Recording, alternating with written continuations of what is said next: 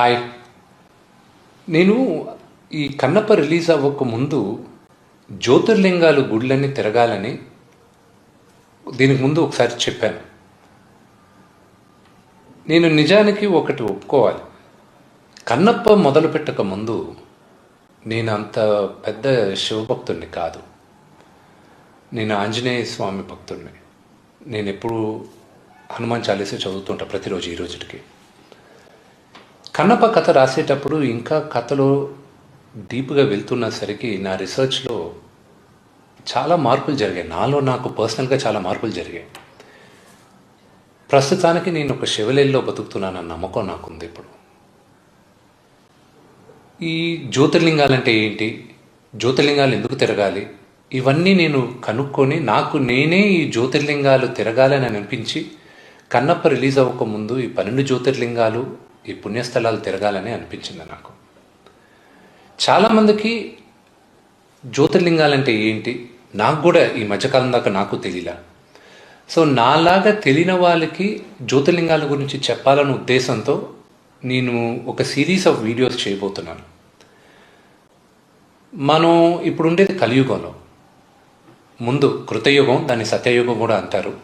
దాని తర్వాత త్రేతాయుగం, దాని తర్వాత ద్వాపర యుగం, ఇప్పుడు కలియుగం.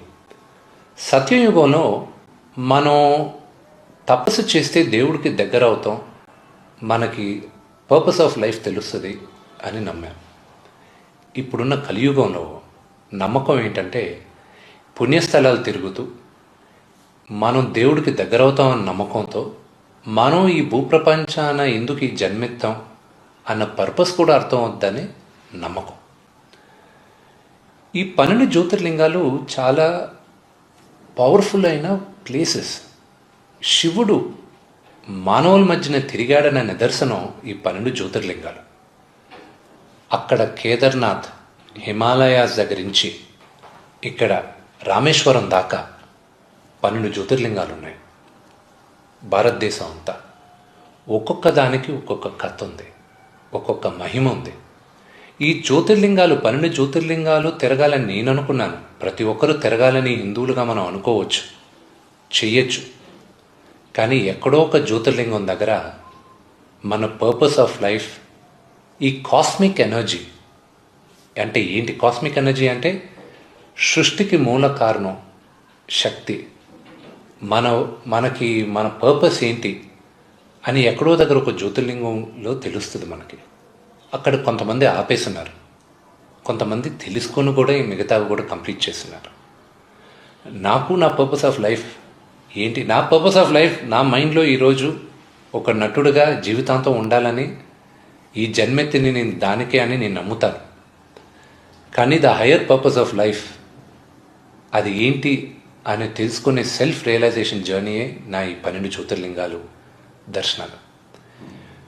నేను ప్రతి జ్యోతిర్లింగానికి వెళ్ళకముందు నేను ఆ జ్యోతిర్లింగం కథ మీకు చెప్తాను.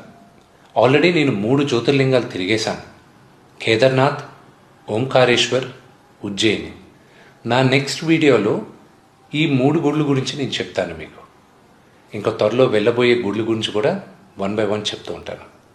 ఐ హోప్ మీరు కూడా ఈ వీడియోస్ చూసి ఎప్పుడో ఒకసారి మీ జీవితంలో ఈ జ్యోతిర్లింగాలు తిరుగుతారని మనస్ఫూర్తిగా కోరుకుంటున్నాను.